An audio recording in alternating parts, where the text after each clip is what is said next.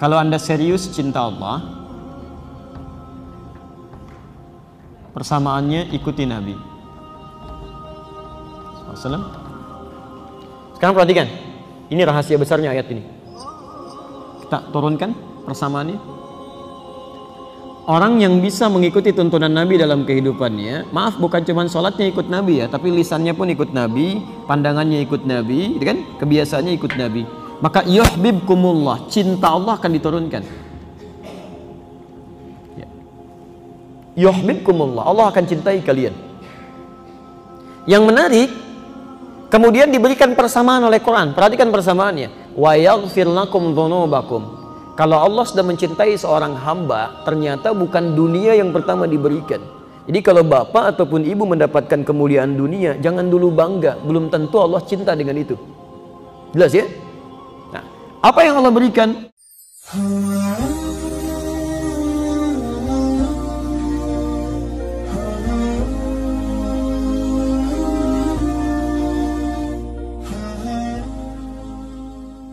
Perhatikan ya, saat kita memohon kepada Allah, itu sumber-sumber kebaikan kita terbuka. Janji Allah, Anda mau minta apapun, itu seketika akan diberikan. Akan diberikan. Itu ada di Quran surah kedua, Al-Baqarah, ayat 186, posisi paling kiri sebelah bawah. Wa idza sa'alaka 'ibadi 'anni fa inni qarib. Kalau hambaku punya persoalan, kemudian ingin mencari aku, ini sudah fitrah manusia. Kalau sedang punya masalah, pasti menyebut nama Allah tuh. Nyari gitu ya. Fa inni qarib, Muhammad katakan pada orang mencari aku ini, yang bertanya kepadamu, aku dekat, gak usah dicari, memberi harapan. Secara psikologis itu menenangkan. Anda bertanya, Ustadz Adi mana ya? Belum datang. Aduh, nggak ada kabar nih. Dengan yang kedua dikatakan, tenang, beliau sudah dekat katanya. Mana yang paling menenangkan? Yang pertama atau yang kedua?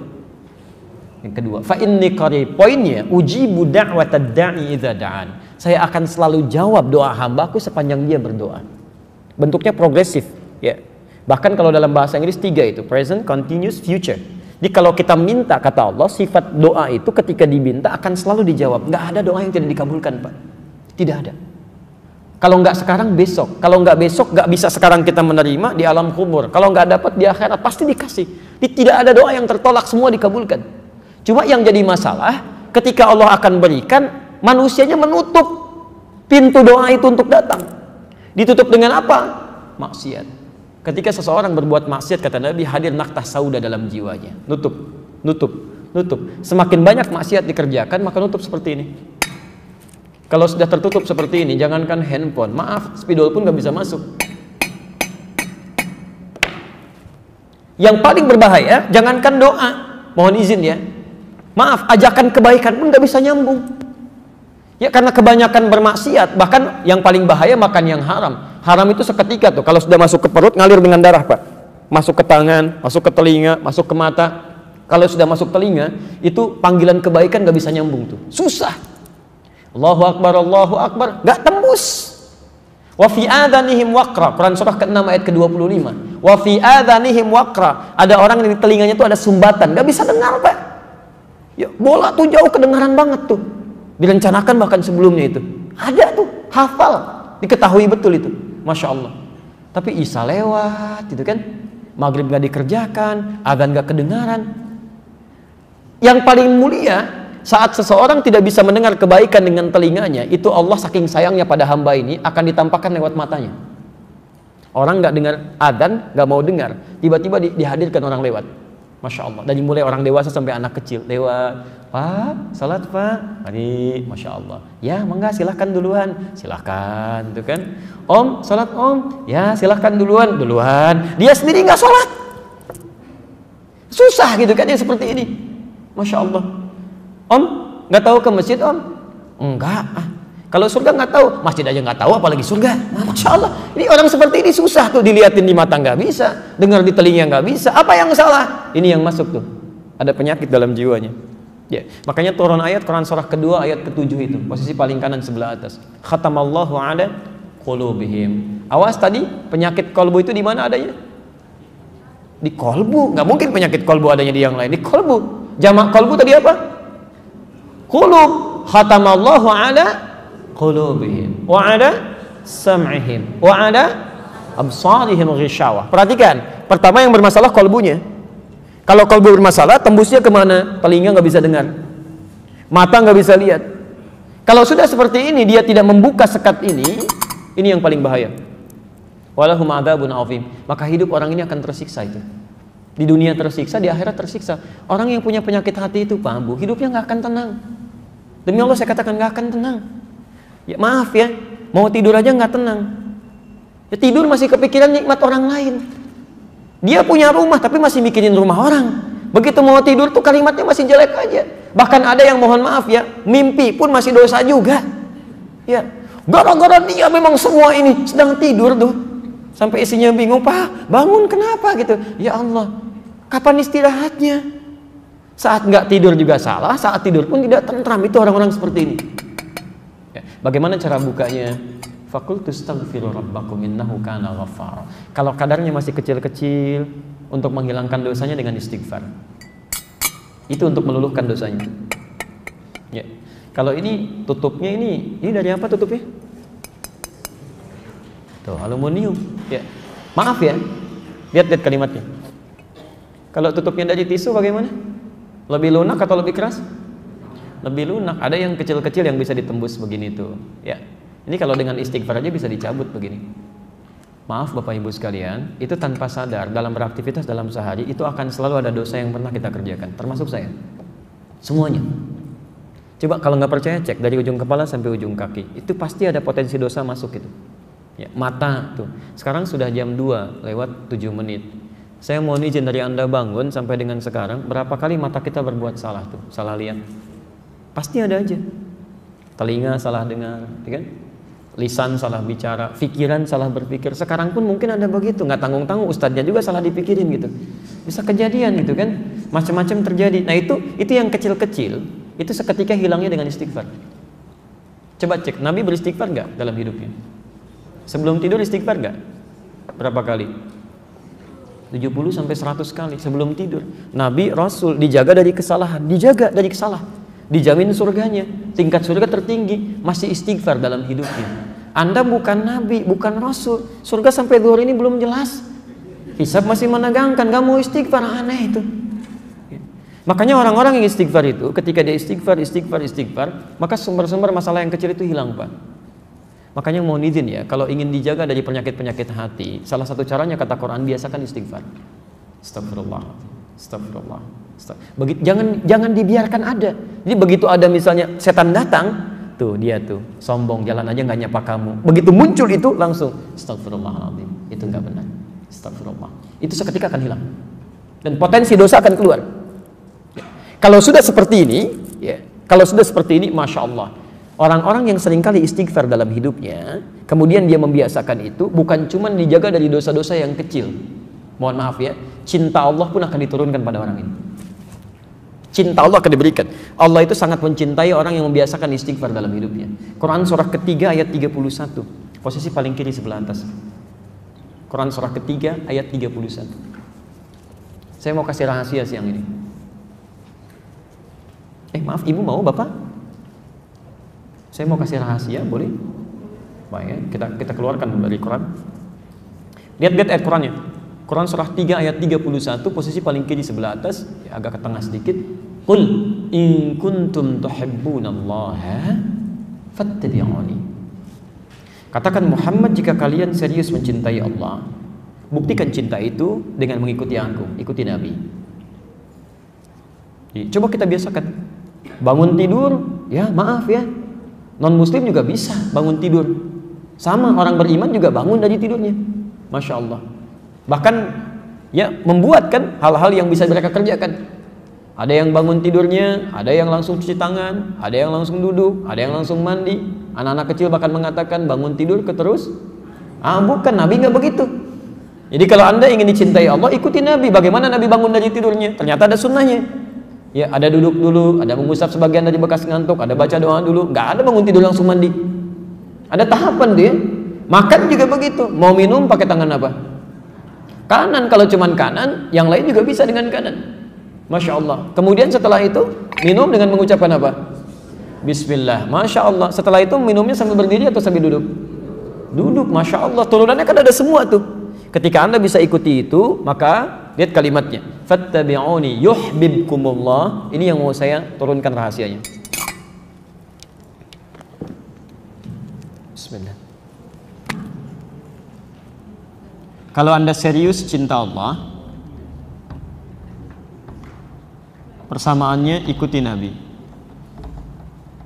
SAW. Sekarang perhatikan, ini rahasia besarnya ayat ini. Kita turunkan persamaannya. Orang yang bisa mengikuti tuntunan Nabi dalam kehidupannya, maaf bukan cuma sholatnya ikut Nabi ya, tapi lisannya pun ikut Nabi, pandangannya ikut Nabi, gitu kan? Kebiasaannya ikut Nabi.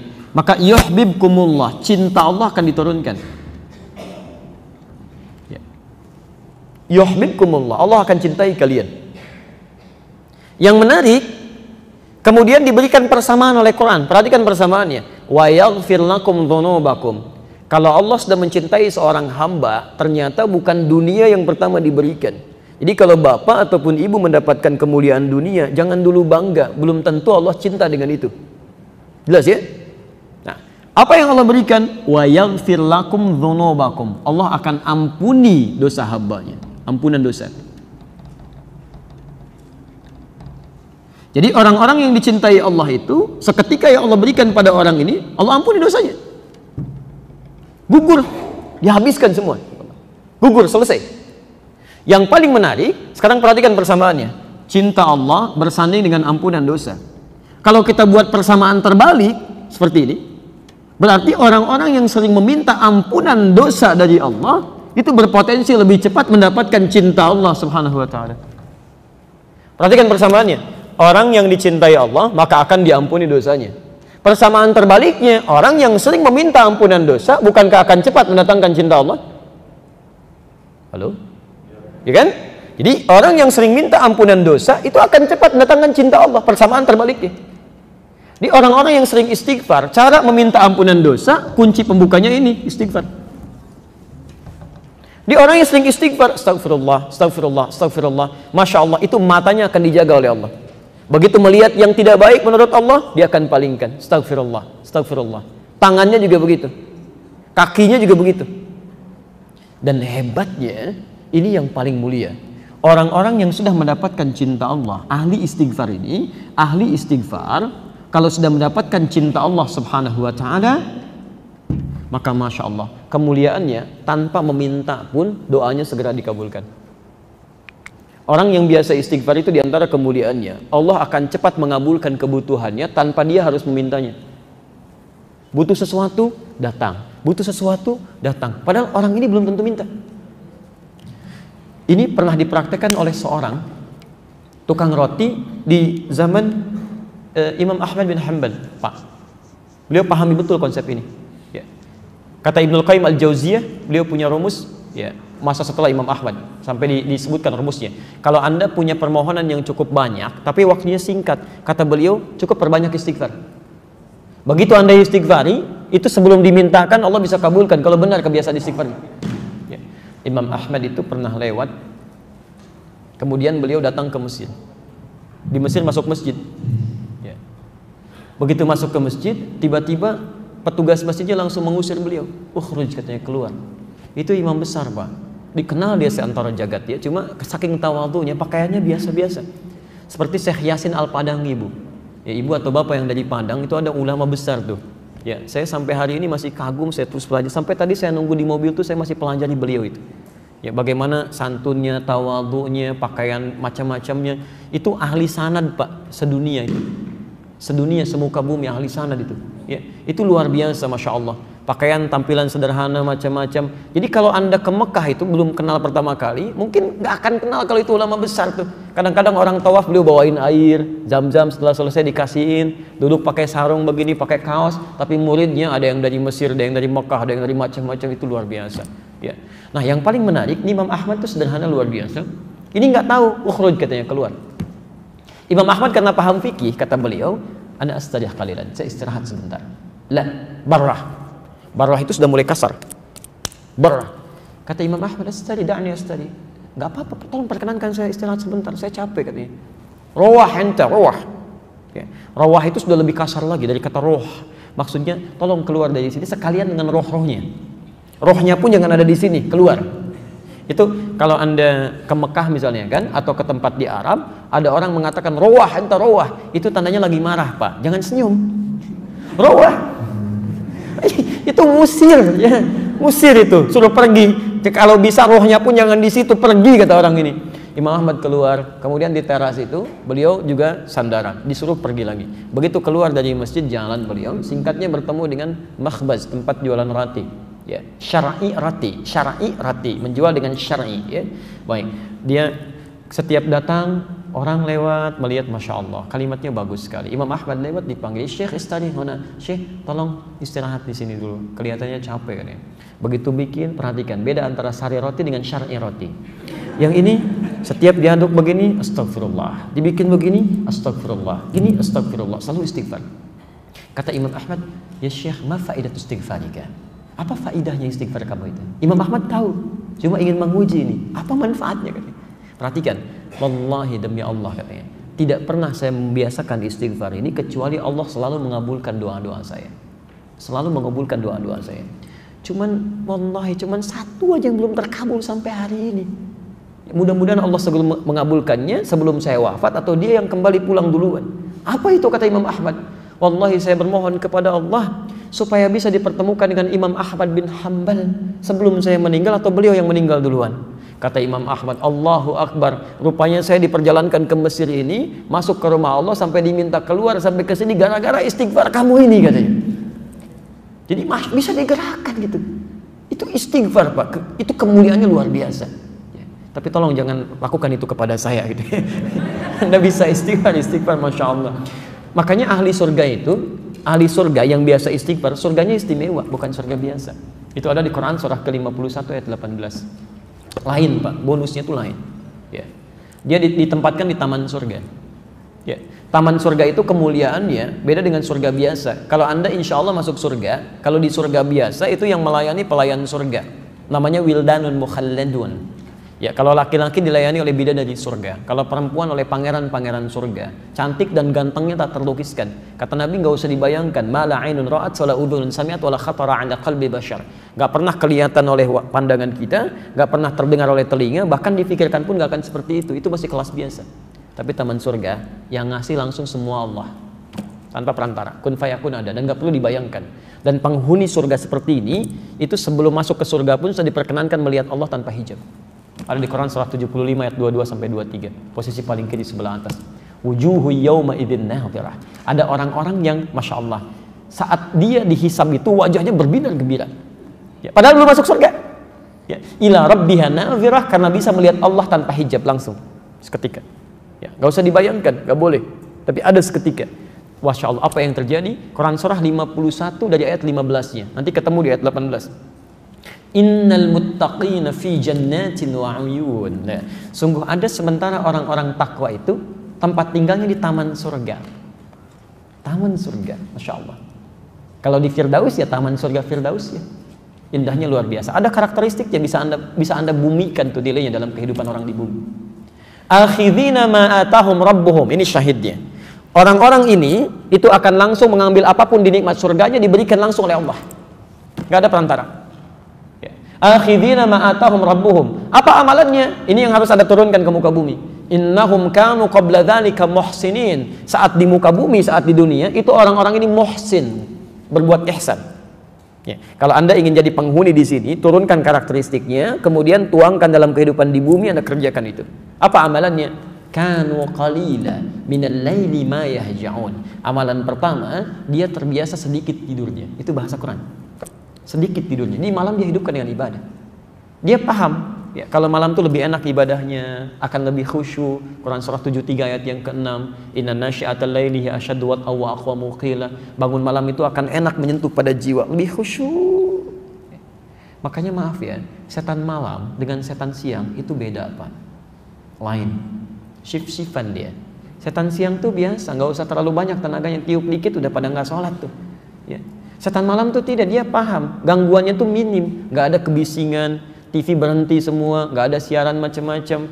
Jadi ketika orang ini ibadah, konsentrasi khusyuknya akan lebih tinggi dibandingkan dengan siang. Maka dari itu banyak terjadi keanehan. Kalau ibu nggak percaya silahkan. Siang bu ya, Masya Allah. Ya jangankan bangun, mau tidur aja susah. Tapi kalau malam, Masya Allah. Begitu Anda bangun di pertengahan, jam 1:30, jam 2 tuh ya. Padahal alarm sudah disusun 3 kali tuh. Alarm pertama mematikan alarm kedua. Alarm kedua matikan alarm ketiga. Alarm ketiga baru siap-siap. Kata Nabi itu setan membuat berat kepala tuh. Susah. Dan terjadi sesuatu yang tidak Anda bayangkan sebelumnya. Itu kan tiap hari bolak-balik tuh, kamar mandi, meja makan, dapur, biasa aja siang. Kok malam-malam jadi berubah?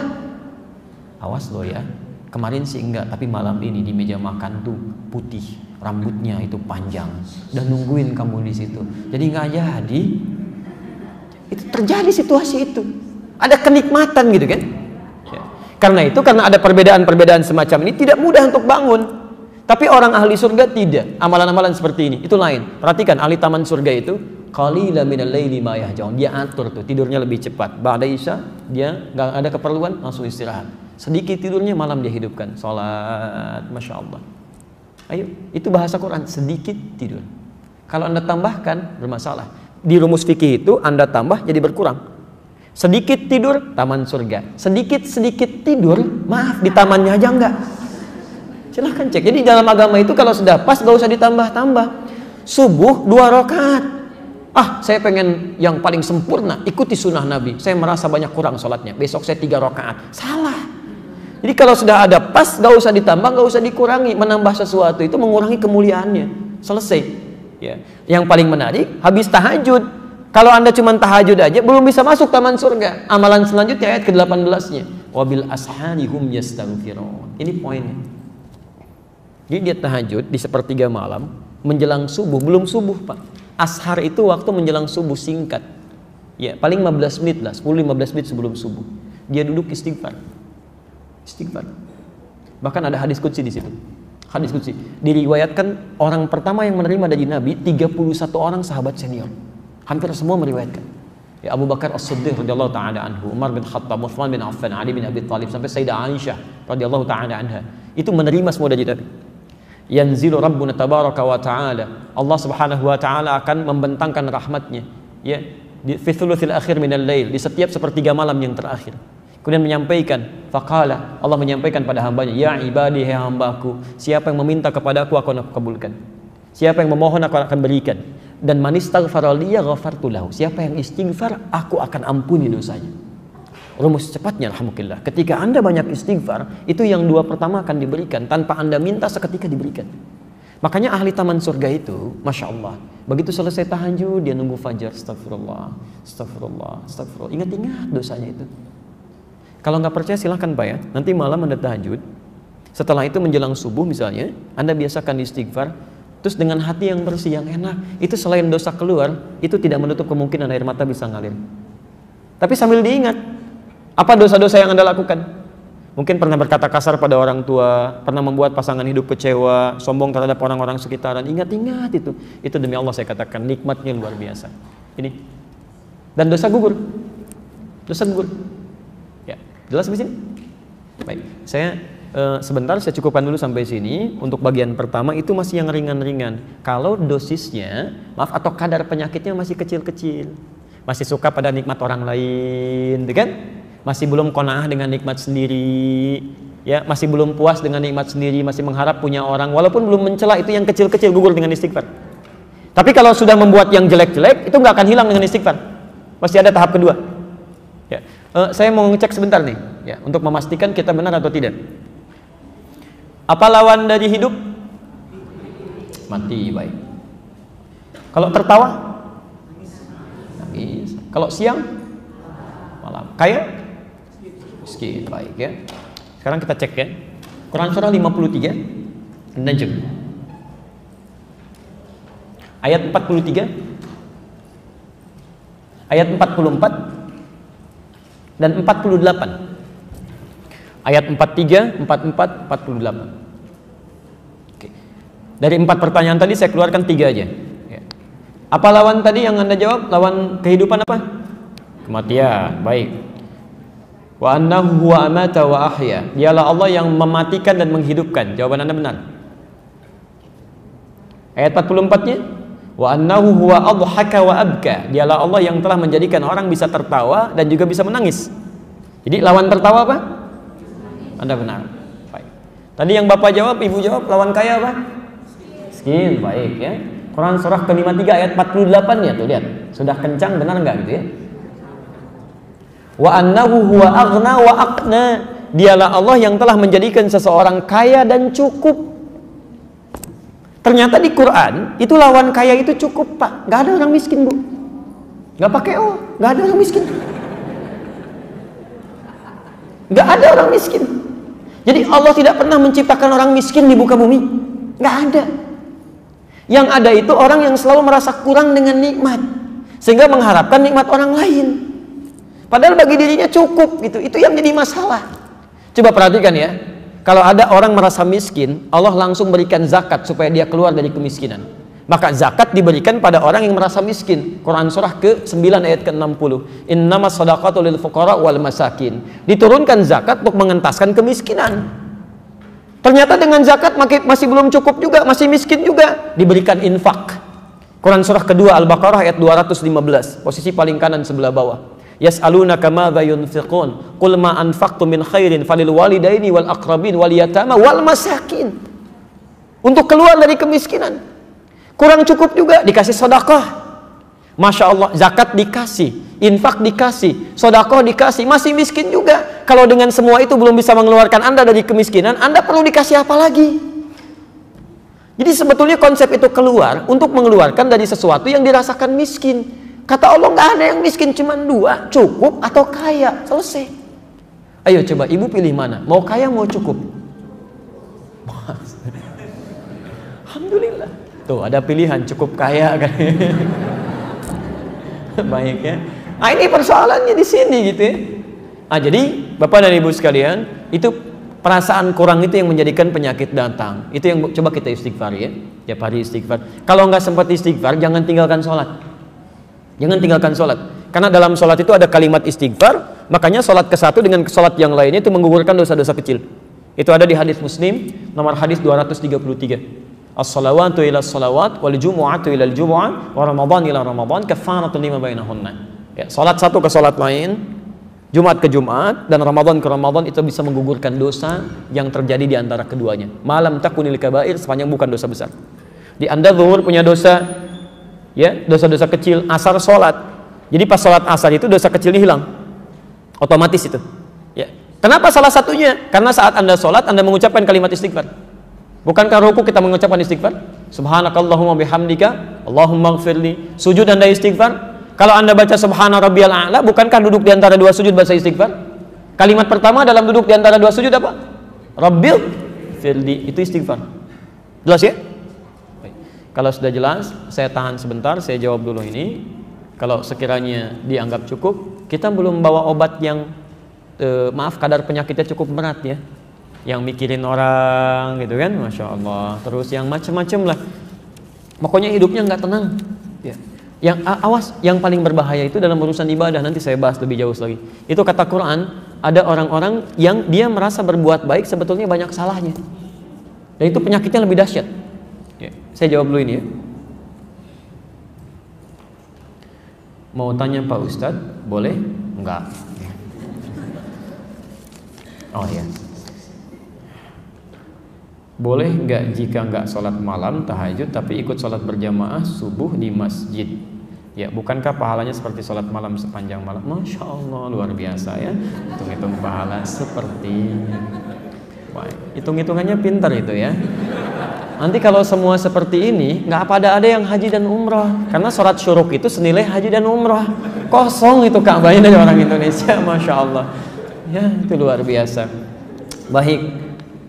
Kalau cuma mengukur pahala, memang betul. Sholat subuh berjamaah itu pahalanya juga tinggi.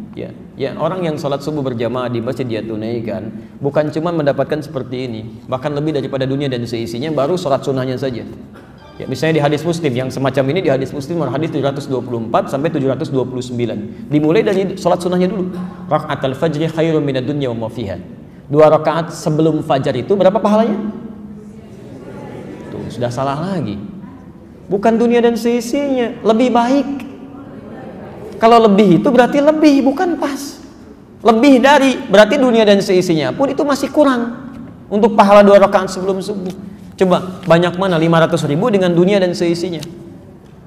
Dunia dan seisinya ini lebih. Ya, coba deh Masjid Nurul Bahru ya, Nurul Bahri ini, tolong bikin pengumuman. Siapa yang bisa besok sholat subuh di sini, masing-masing diberikan amplop 500.000. 500.000 hanya untuk 20 orang pertama. Subuh jam 4:10 Pak. Kira-kira ada di sini jam berapa tuh? Ada yang nginep bahkan nungguin sebelum dibuka, ngantri di luar. Emang pada aneh itu. Dikasih 500.000 sampai nginep, dikasih dunia dan seisinya lebih bahkan nggak mau datang. Ya. Dan kalau Anda bisa tunaikan sholat fardunya, Masya Allah, itu mempercepat ke surga, diberikan pahala berlipat, dan seperti halnya sholat malam kalau berjamaah tanpa putus. Itu maksudnya bukan sholat malamnya, tapi meraih pahalanya semisal itu.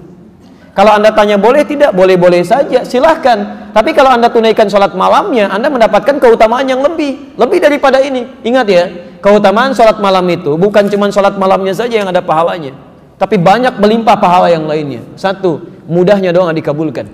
Jadi kalau Anda cuma sholat subuh berjamaah saja, tidak sholat malamnya, Anda tidak mendapatkan kemudahan pengabulan doa.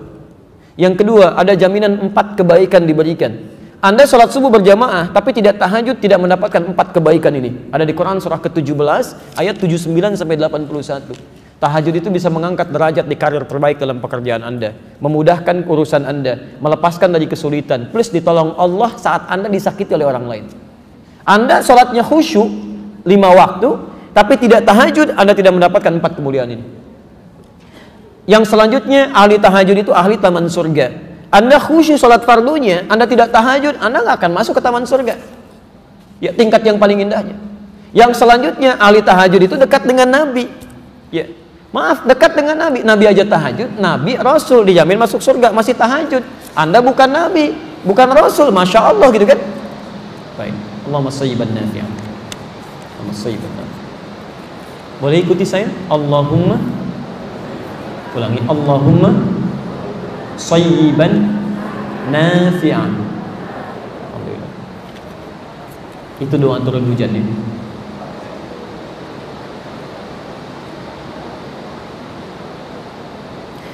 Saya pernah baca di Bulughul Maram bahwa sholat dapat dijamak bila sudah 3,5, bukan fasa tapi farsah.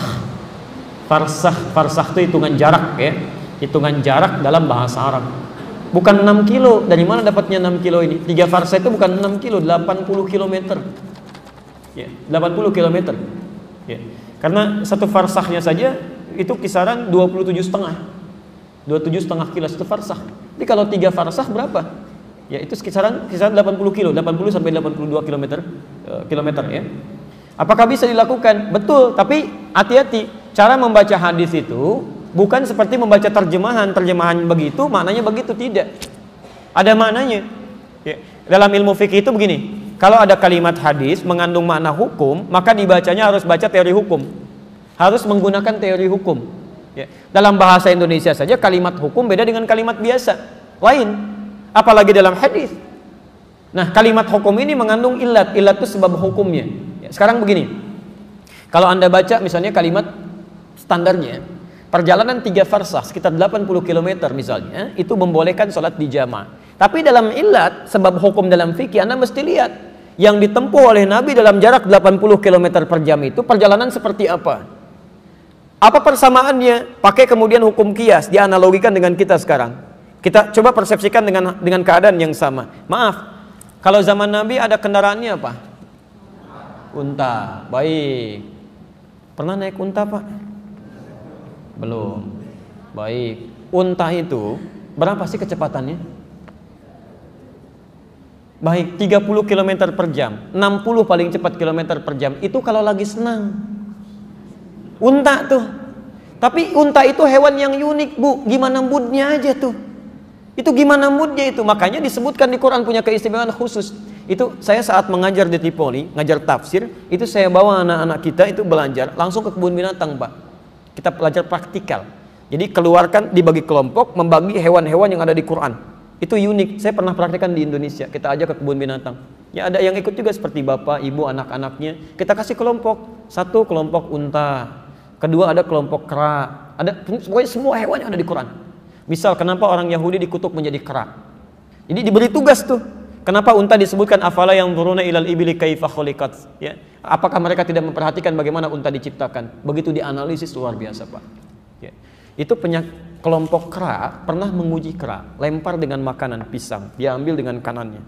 Lempar dengan lagi, ambil dengan kirinya. Lempar lagi, ambil dengan kedua kakinya. Begitu yang lain datang, dia serang, nggak boleh ngambil yang punya dia. Tapi kalau dia sudah bosan, dia akan masuk ke daerah yang lainnya, dia acak-acak yang lainnya, dan dia keluarkan dari situ. Mirip-mirip seperti yang sekarang. Jadi dikutuk jadi kera itu memang kelakuannya begitu. Punya orang ambil, pengen mendominasi, yang lain nggak boleh maju. Kalau usil sedikit tembakin orang lain, memang begitu kelakuannya.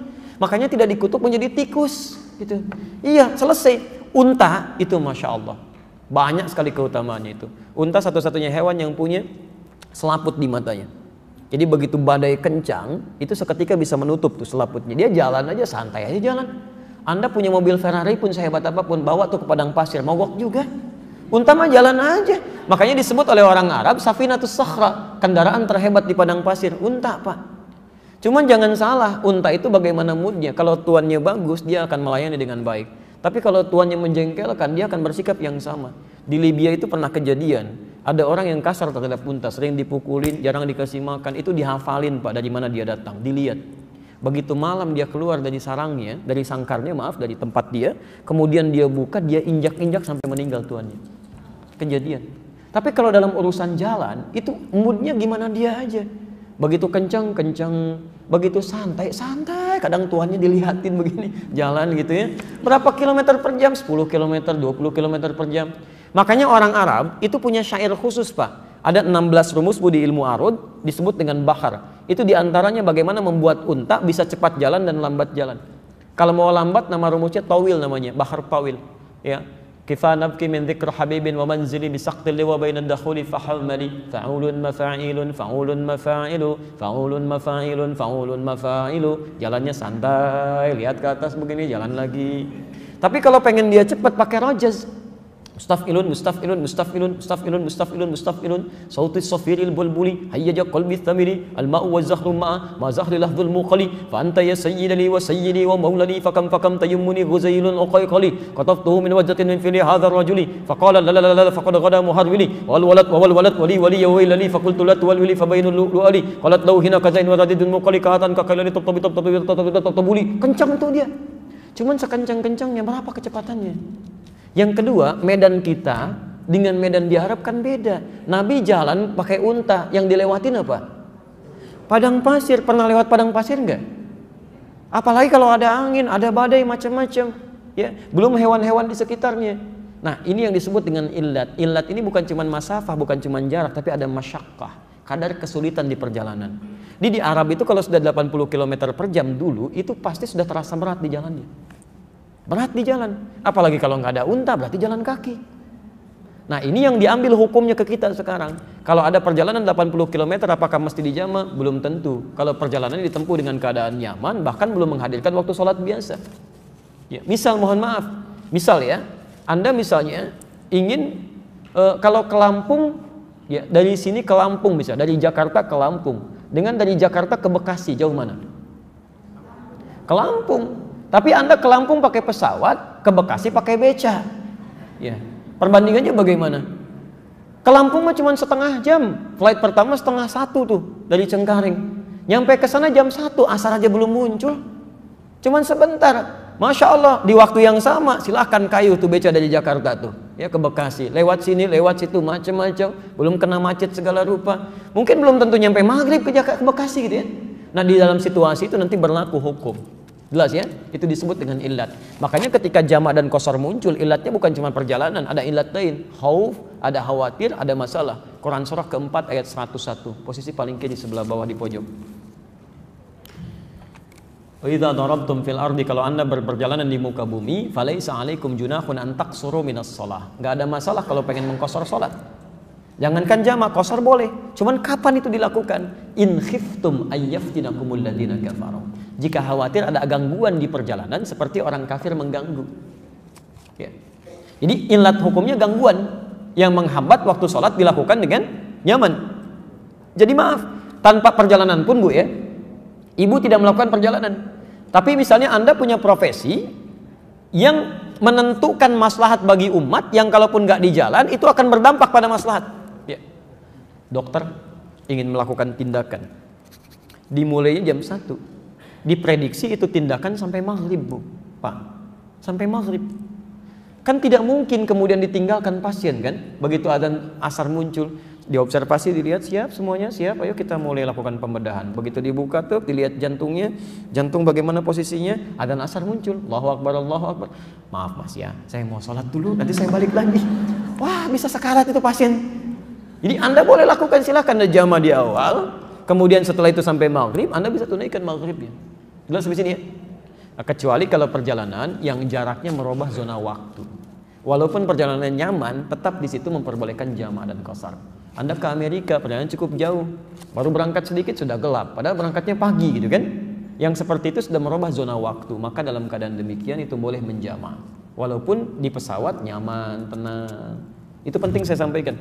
Karena dulu ada salah seorang presiden di Indonesia, saya pernah amati dulu ya, tapi saya nggak usah nyebut nama ya, nggak usah nyebut nama. Cuman sebelum era Pak Jokowi, itu pernah melakukan perjalanan, itu konferensi pers waktu Ramadan. Ya kami alhamdulillah telah melakukan puasa singkat ya, puasa singkat. Jadi sedang jalan jauh, tiba-tiba di satu negara buka, karena di sana sudah masuk maghrib. Terus lewat lagi negara, Masya Allah sudah subuh kan, pagi puasa lagi. Jalan enak banget, paling cuma berapa jam. Kalau begitu orang kaya putar-putar dunia aja tuh, ya paling 10 hari udah beres tuh, 30 hari puasa gitu. Nah, jadi nggak bisa yang seperti itu. Tetap yang seperti itu mesti dilakukan qadha untuk puasanya, dan dia boleh rukhsah untuk berbuka, sama hukumnya dengan puasanya.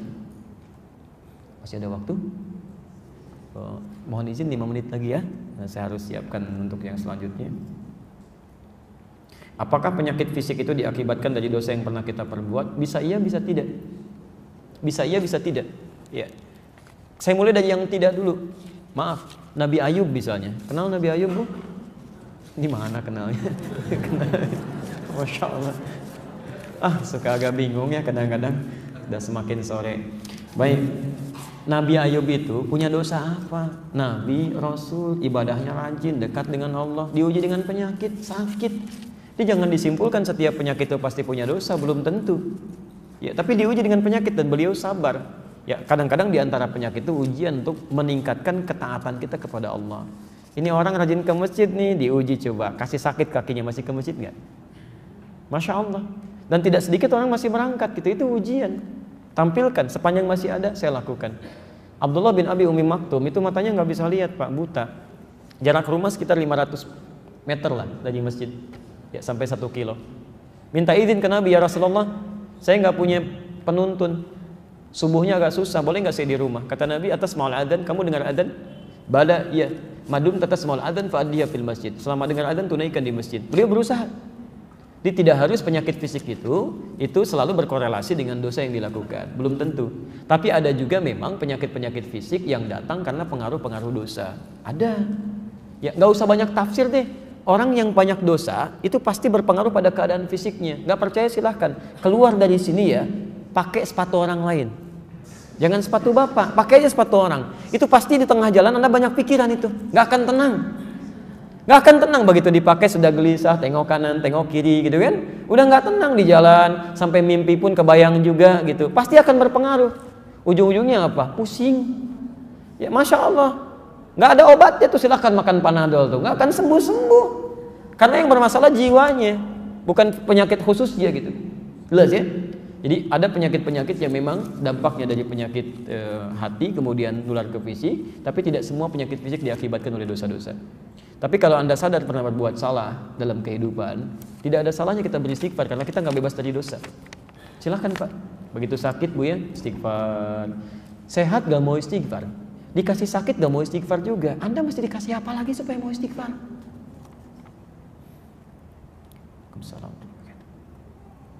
Ustaz, apakah kunut nazilah itu diselenggarakan berdasarkan perintah ulil amri atau di fatwa ulama atau imam masjid? Tidak, kunut nazilah itu diselenggarakan berdasarkan hadis Nabi ya. Wah, jadi kalau dalilnya ada, hadisnya ada, Qurannya ada, silahkan. Ya, jadi tidak harus menunggu isyarat dari tertentu, tidak. Anda boleh lakukan secara pribadi, tapi kalau bisa berjamaah itu lebih baik. Kapan dilakukannya? Saya sarankan dalam sholat-sholat jahar seperti subuh, maghrib, isya, supaya suasana doanya lebih meresap ke dalam jiwa. Begitu Anda bacakan, ada getaran dalam jiwa, kadang-kadang air mata tidak terbendung gitu kan. Kami baru datang dari Bandung kemarin, Masya Allah. Kita kajian di masjid namanya Al-Murabbi. Kita live juga itu. Itu Masya Allah Pak. Jadi suasananya luar biasa lah. Kita datang dulu belajar cuman berapa ya? 20-30 orang. Sekarang itu di atas, ini lebih luas dari ini masjidnya. Itu penuh dari atas sampai luber ke bawah, sampai di bawah pasang TV lagi. Yang mau saya sampaikan, begitu kita berdoa untuk teman-teman di Aleppo, teman-teman di Palestina, kita kunut, itu air mata mengalir itu dari atas sampai bawah. Nikmat gitu, enak. Jadi kalau bisa dilakukan dengan berjamaah itu lebih baik, tapi juga dilakukan dengan cara yang baik. Maksudnya cari imam yang baik, yang bisa menggetarkan jiwa, yang kalimatnya enak. Jadi mengalir kehusyuan dalam jiwa kita. Ya, beda dengan sendiri-sendiri. Kalau sendiri-sendiri agak lain. Ya. Termasuk juga sholat yang sir. Kalau sir itu ya kunutnya sir juga. Ya, jangan sampai misalnya sholat duhur, bacaan fardunya sir, kok kunutnya yang sunnah menjadi jahar, itu tidak nyambung. Ya. Bolehkah beristighfar dengan mengucapkan Rabbighfirli, Rabbighfirli? Boleh, silahkan. Bukankah Anda beristighfar dalam sholat Rabbighfirli, Rabbighfirli? Duduk di antara dua sujud, itu bisa dikerjakan. Boleh. Apakah pahalanya sama? Belum tentu. Pahala itu terserah Allah, wallahu a'lam. Allah memberikan bukan berdasarkan banyak sedikitnya, berdasarkan keikhlasan dalam jiwa kita. Dalilnya hadis Nabi riwayat Al-Bukhari nomor hadis yang pertama, innamal a'malu binniyat wa innamal likulli imrin ma nawa. Ya, karena itu yang paling dimaksimalkan adalah kondisi keikhlasan kita saat kita beristighfar. Saya berikan rumus cepat ya. Kalau Anda mau beristighfar, jangan cuma di lisan, nanti hampa itu bacaannya. Coba hadirkan. Istighfar itu artinya apa? Mohonan ampun. Kalau permohonan ampun berarti ada apa yang dilakukan? Dosa.